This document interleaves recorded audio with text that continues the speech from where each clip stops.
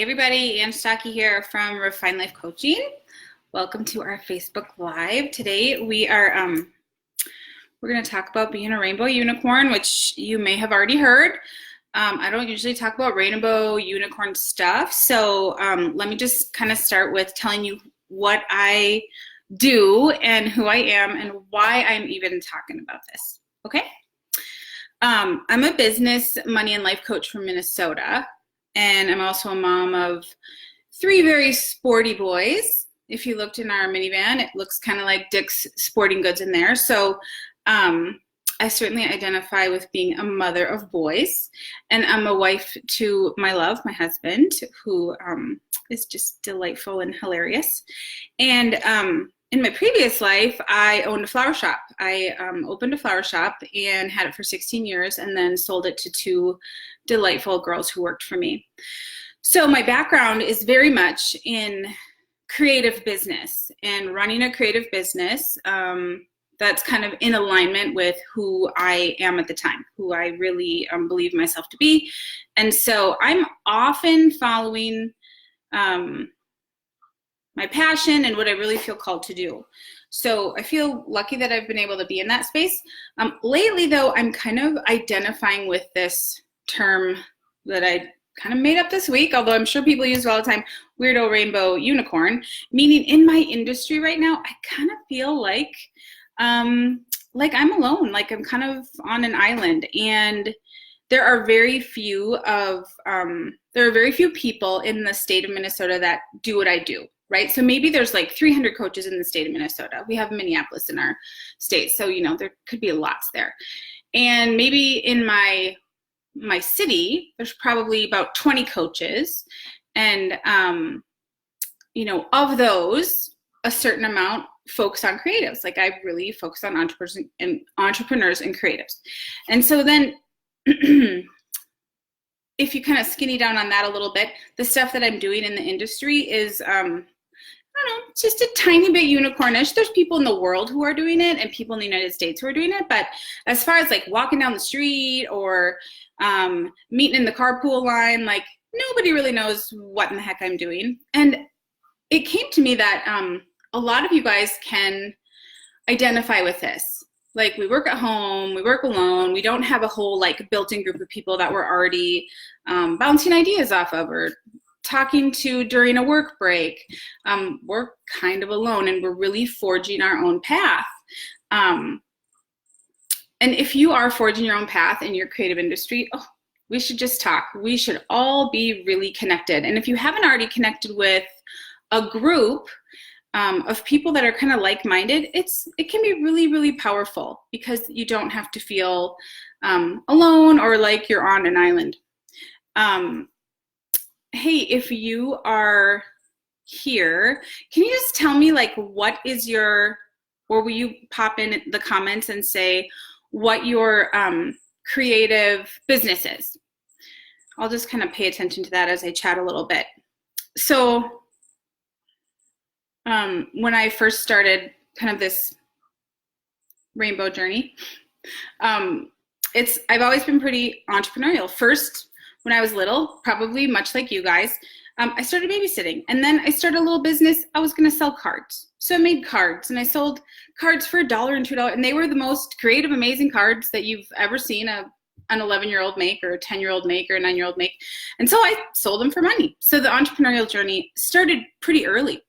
When I went to college, I started a little scrunchie business. And the scrunchie business, remember scrunchies? They're coming back, thank goodness, because they're the best way to put your hair back without wrecking your hair. Anyway, I would go to college and I would have a huge garbage bag full of scrunchies that I had sewed with my mom's sewing machine over break. And I'd go to my sorority house and I would go to everybody's room and I would sell them for 1 for $2.50 or 2 for $5.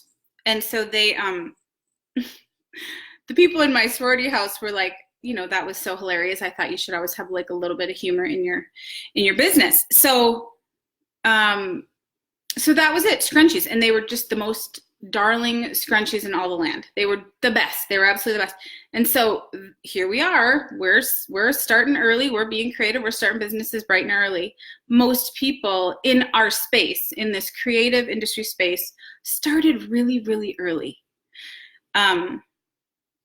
If you started early, let me know in the comments, like, when did you start? How old were you? What was your first business that you had? I'm so curious. After grad school, I started another business, honeybee handwriting. I'm pretty good at handwriting. And I was so excited about this one, honeybee handwriting. I was going to write for people who needed wedding invitations written. And indeed, that business actually went nowhere because I ended up getting a teaching job. And I just didn't have time to focus on it. So the point is, boy, it starts kind of early, this creative journey that we have. And here is where it really turns into like, whoa, this girl, she's pretty different. I decided after 4 years of teaching to leave my teaching career, which is a space lots of you find yourselves in, right? You have a job, you went to school for it, you may have gone to grad school for it, you might even still be paying it off.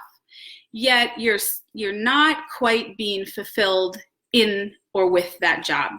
So you start something that makes you joyful and happy, and oftentimes it's creative. People call it a side hustle, or whatever you want to call it. I had decided, well, I really need to be creative every day, so I'm gonna go and start a flower shop in my hometown, where there were already like 11 flower shops.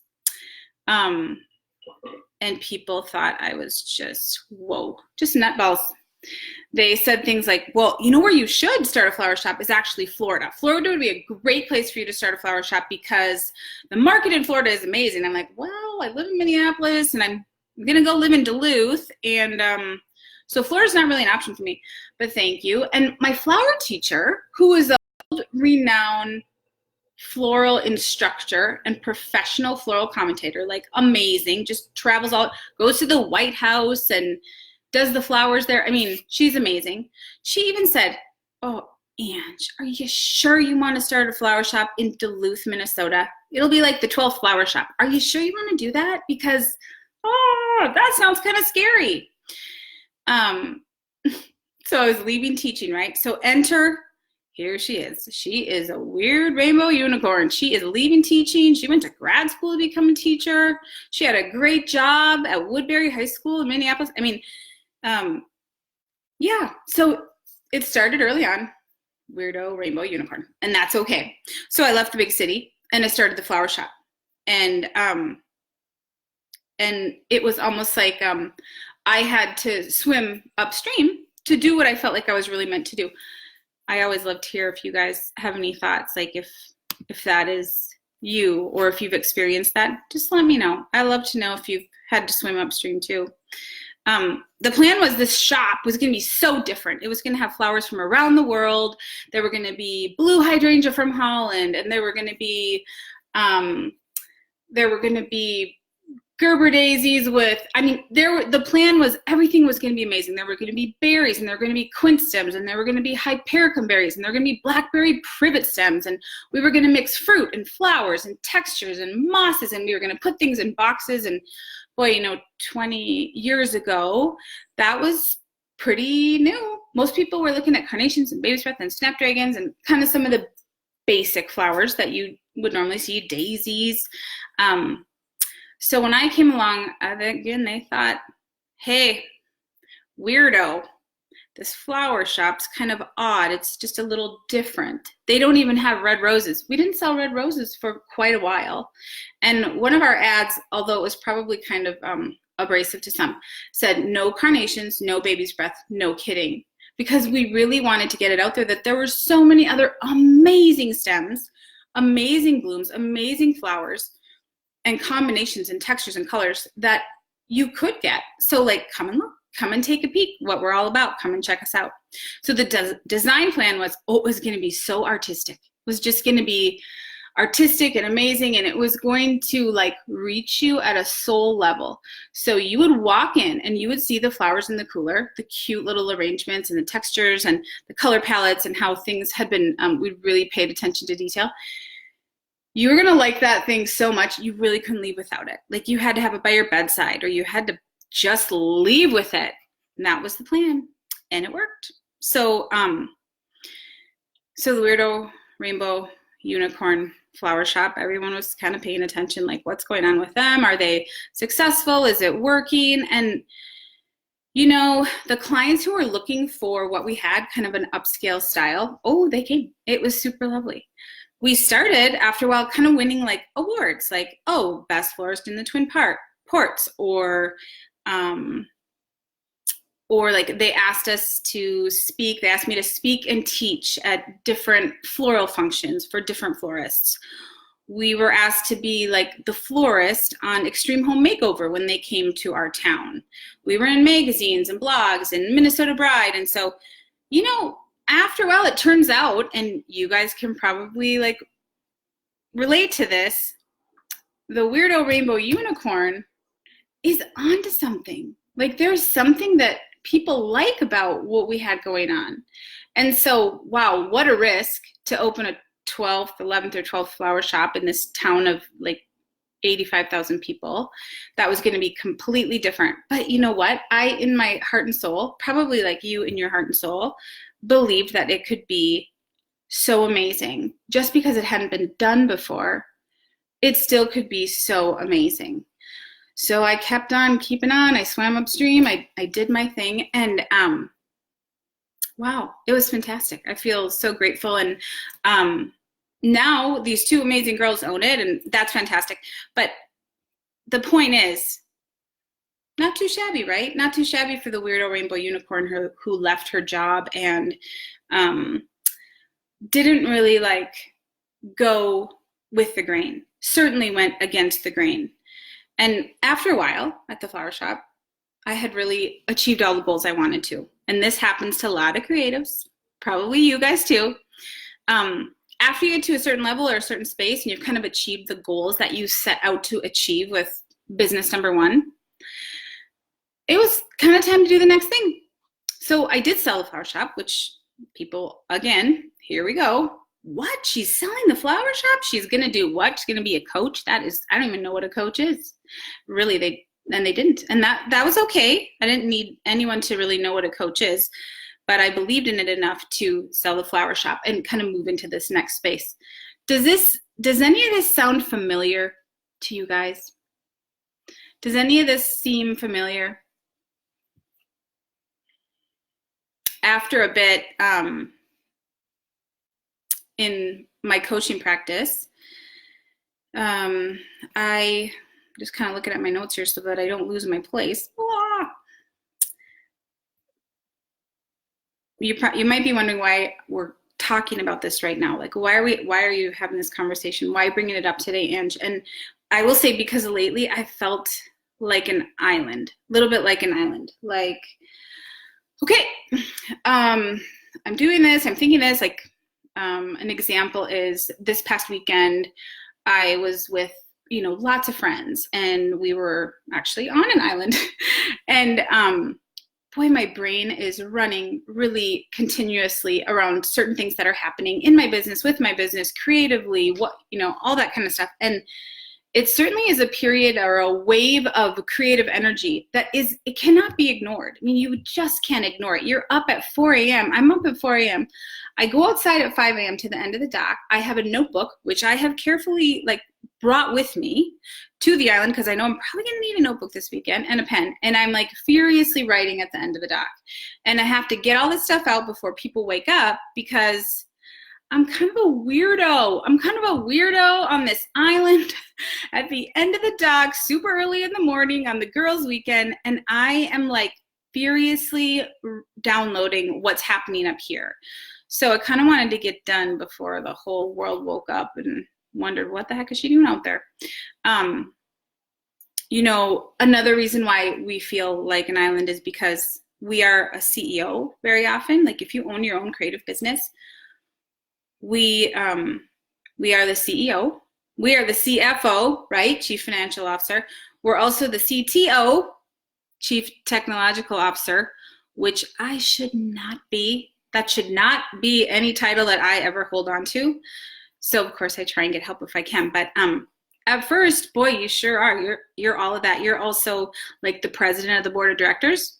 You're also a member of the board of directors. You're in charge of the marketing. You're in charge of sales. You're in charge of quality control, resources, like human resources, and payroll. You're in charge of opening your business, and you're in charge of closing your business every day or every other day or whenever you work. Who can relate to this? Like, you are wearing all the hats. I kind of have a message to send to you guys so that you can really, I guess, feel what I'm feeling from the bottom of my heart, because I think it is so important for those of us in this industry, not necessarily coaching, but in a creative industry, right? Whether you're a photographer or a flower shop owner or a flower farm owner or a designer or a jewelry maker or an artist or a fiber artist. I mean, any kind of a creative space, our brains have lots of similarities. I want you guys to, hold on just a sec here, recognize that it's a kind of a risky place to be. I mean, we're all kind of in a risky place. There's not like a necessary or an absolute guaranteed payoff. There's not a guaranteed paycheck. We're kind of risking it out here. No one employer has a job waiting for me at the end of my path, whatever I decide to do. And oftentimes we're running on a belief and a whole bunch of faith that, hey, I'm supposed to do this. I'm pretty sure I'm supposed to do this. This is something I am called to do, and I really want to do it. And most of the time, no one can actually like hear the calling except for you. Or maybe like, you know, your wise and ever-present grandmother. She can kind of tell that you've been called to do this certain thing, or the strong and nurturing mother who really knows her child, or the dad who understands that, gosh, you can be anything that you want to be, or even the Auntie Barb that just cheers you on no matter what and can see you being your best self. So there are people that understand and can see what's happening for you, but for the most part, there's a chance that the people who are immediately surrounding you, your neighbors, the lady at the carpool, the person at the grocery store, your cousin Louisa, like they're not quite understanding what you do or where your head's at. So it's important to have a community around that, so that you are surrounded by people that help you move to the next level, that help kind of normalize what's happening for you, and other people who are kind of unicorny, I guess we could call it. I have 3 things for you guys to think about. Okay. One is, I'm a coach, so although I appreciate this Weirdo-Rainbow-Unicorn term, I can understand it. It's not super empowering to me. So I would encourage you, if you've heard it or used it or are identifying with it, there are probably some more empowering ways it could be framed or phrased. So I played with it a little bit because I wanted it to feel really good. So here, I'm going to try these on with you guys. One option is, instead of Weirdo Rainbow Unicorn, you could do trailblazing industry maverick. You know, maverick's the person who just goes out there and gets it done and tries the new stuff and isn't afraid and is comfortable with risk. Or you could say a pioneering industry maverick, or even like a pioneering industry leader. If you identify with this Weirdo Rainbow Unicorn, I would encourage you to pick a different one. And I would love for you to tell us about it. I would love for you to just text me and say, here's what I picked instead. Instead of thinking about myself in this way, kind of like outsider-ish, I'm actually going to think of myself as, like for me, I think I'm going to pick, I kind of wrote all these down, pioneering industry maverick or trailblazing. I don't like trailblazing as much. I feel more pioneering industry maverick. Or I don't really feel like a leader, but I sure do feel like I'm out there cutting down the tall grass. So if you have any other ideas, I'd love to hear them. So the second part here is, if you are one of these, if you do identify with this, I think you guys really have to step into this space. I'm calling you right now to step into this space.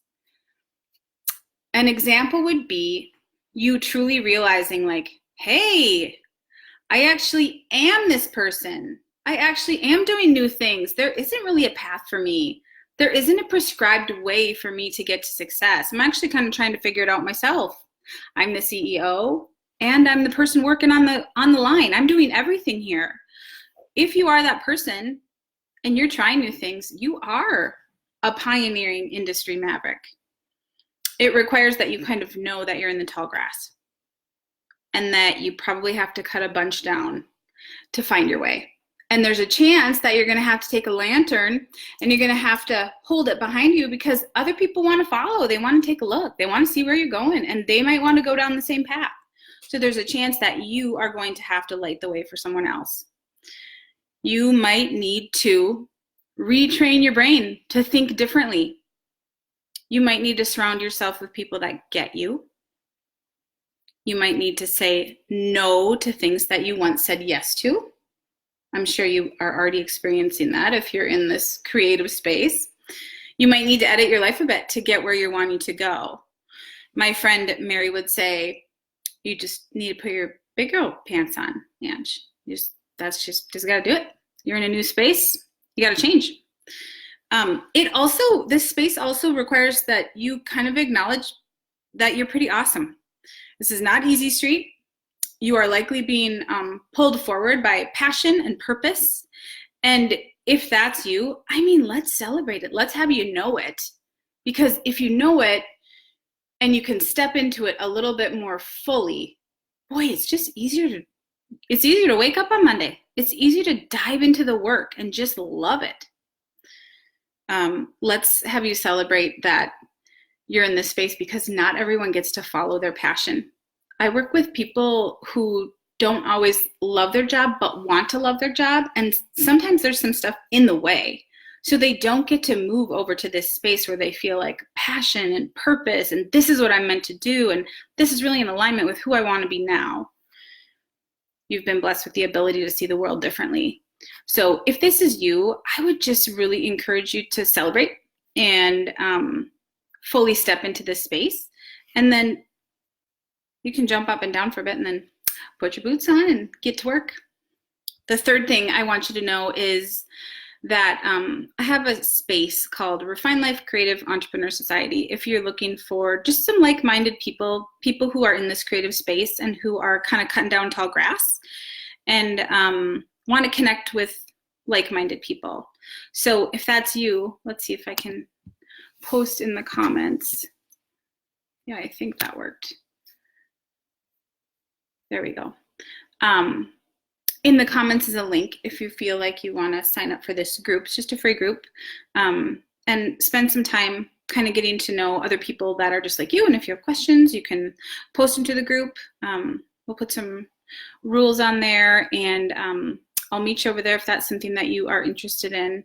Otherwise, I'd love for you guys to come up with a really empowering statement about who you are in your industry.